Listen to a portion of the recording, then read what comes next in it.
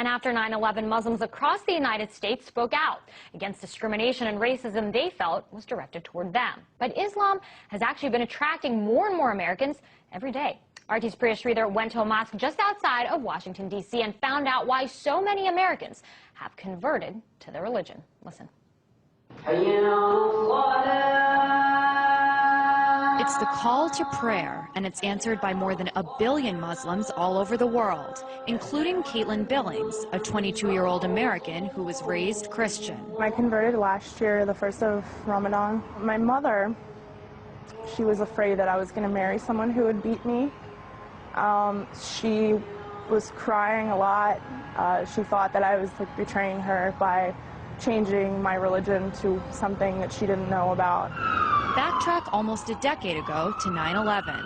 Today, our fellow citizens, our way of life, our very freedom came under attack in a series of deliberate and deadly terrorist acts. President Bush waged a war on terror, targeting extremist Muslims who were labeled as terrorists.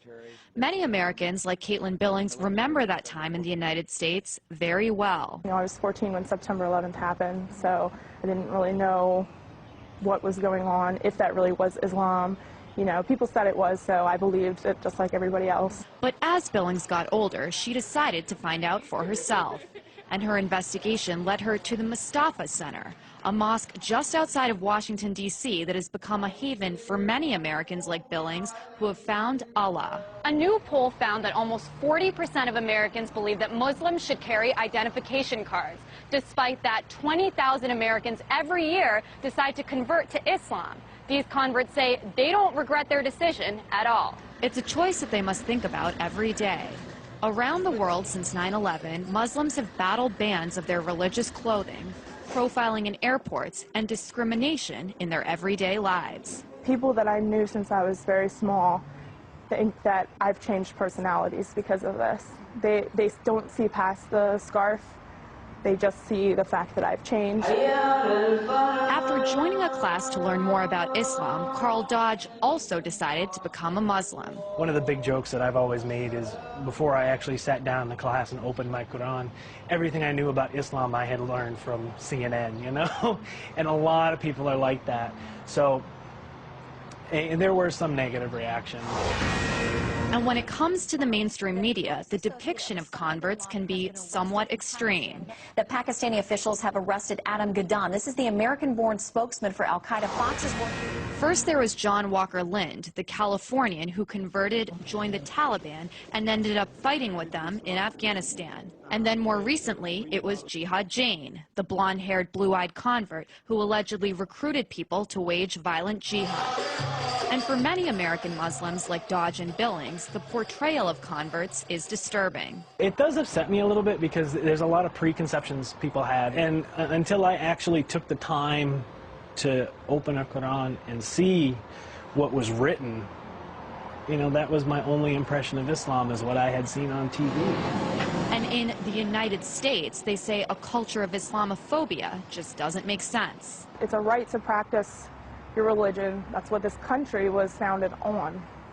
Not only, is it supposed to be that way here, this country was founded on those principles. That's, people that started this country were fleeing religious persecution. I just had somebody ask me the other day, oh, so are you against America now? And it's like, okay, I'm a U.S. veteran as well. I served in the U.S. Navy.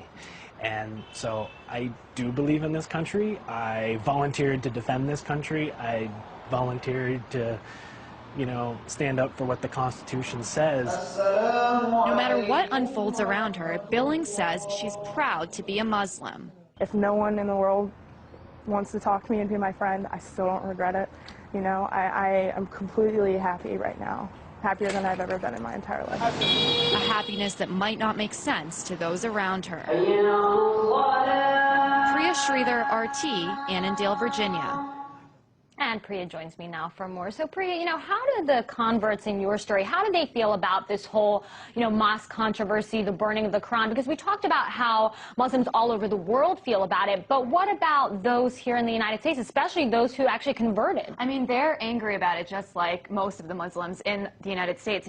For them, converting to this religion, they had to change their lifestyles a lot. They pray 5 times a day, as you saw in my story. They wear headscarves. So for them, because of all these transitions, they have grown into a community where most of their friends and their family members, a lot of them have married Muslims as well. So, they're more sympathetic, and they feel that, most of these actions, the people who are against the mosque near Ground Zero, or the pastor who was planning to burn those Qurans on 9/11, are speaking because they're misinformed, which is another kind of topic that I mentioned in my story as well. That's right. I mean, a lot of them had said, look, I saw one thing in the media, but I wanted to find out for myself, so I picked up a Quran. I want you to just elaborate a little bit more on that. Well, Dina, I think an important thing to remember is that, although this country is supposed to be a melting pot and it's supposed to be very diverse, that only happens in certain cities and different regions of the country. There are places in America where people literally have never met a Muslim person before, so their only kind of perceptions are shaped by the media and what they see on TV. It's just like the way people on the other side of the world have certain impressions of America because of what they see on TV. So for them, all they saw was these wars in the Middle East, these very extremist Muslim terrorist groups, and then, what the American media said about converts wasn't helpful as well. You saw Jihad Jain, you saw Adam Gadon. So their point is that there are very ordinary people who convert to Islam simply because they found this religion that they believe can give them hope and, what everyone finds in whatever religion they have. And so they wish that there was more coverage of that kind of conversion as well. Definitely an interesting story. RT's Priya Sridhar there.